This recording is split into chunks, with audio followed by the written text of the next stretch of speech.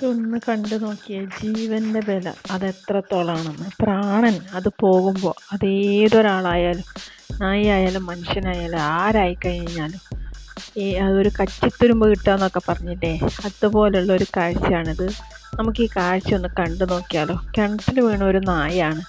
അതിന് ഒരാൾ കയറി വരാൻ വേണ്ടിയിട്ട് ഒരു കയറ് എറിഞ്ഞു കൊടുത്തു. പക്ഷേ അത് എന്ത് ചെയ്യുക, നിർഭാഗ്യവശാൽ കയറ് പൊട്ടി താഴെ പോയി. പൊട്ടിയതല്ല, സ്ലിപ്പായി താഴെ പോയി. പക്ഷെ അത് അസാന്തരം പരിശ്രമിച്ചു കൊണ്ടിരുന്ന് അവസാനം അത് എന്തായെന്ന് നോക്കി. എന്ത് ദൈവം എത്ര കരുതലോടെയാണ് ഓരോ ജീവികളെയും നമ്മുടെ ഭൂമിയിൽ സൃഷ്ടിച്ചിരിക്കുന്നത് നമ്മളൊന്ന് നോക്കി. അത് എത്ര സാഹസികമായിട്ടാണ് അവിടെ മുറുകെ പിടിച്ച് കയറുന്നതെന്ന് നോക്കിക്കോളൂ നിങ്ങൾ. നമുക്ക് ആ കാഴ്ച ഒന്ന് കാണാം.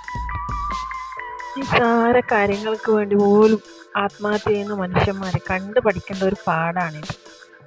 ഒരു ചെറിയൊരു കാര്യം ഉണ്ടായാൽ പോലും സഹിക്കാൻ പറ്റാണ്ട്, ആരെങ്കിലും ചീത്ത പറഞ്ഞോ അല്ലെ എന്തെങ്കിലും ഒരു ബുദ്ധിമുട്ടുണ്ടായാലോ സഹിക്കാൻ പറ്റാണ്ട് ആത്മഹത്യ ചെയ്യുന്ന ഓരോ മനുഷ്യന്മാരും കണ്ടിരിക്കേണ്ട ഒരു വീഡിയോ ആണിത്. ഈ ഒരു നായി അത് എത്ര ശ്രമിച്ചിട്ടാണ് അത് രക്ഷപ്പെടുന്നതെന്ന് നോക്കി.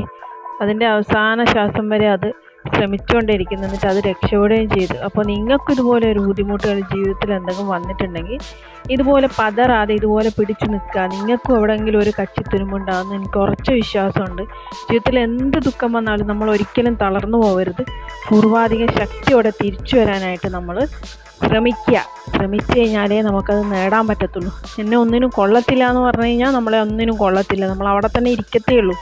നമ്മൾ അതല്ല, എനിക്ക് പറ്റും, എനിക്കൊരു ഹെൽപ്പിംഗ് ഹാൻഡ് ഉണ്ടാവും എന്നുള്ള ആ ഒരു വിശ്വാസത്തിൽ നമ്മൾ മുന്നോട്ട് പോയാൽ ഉറപ്പായിട്ടും നമുക്കും നമ്മുടെ ജീവിതത്തിലെ എല്ലാ പ്രശ്നങ്ങളും മാറി നല്ല ഒരു ജീവിതം വരുന്നത് ഞാൻ ഉറച്ചു വിശ്വസിക്കുന്നു. അപ്പോൾ പുതിയൊരു വീഡിയോ ആയിട്ട് വേഗം വരാം കേട്ടോ. Okay, by.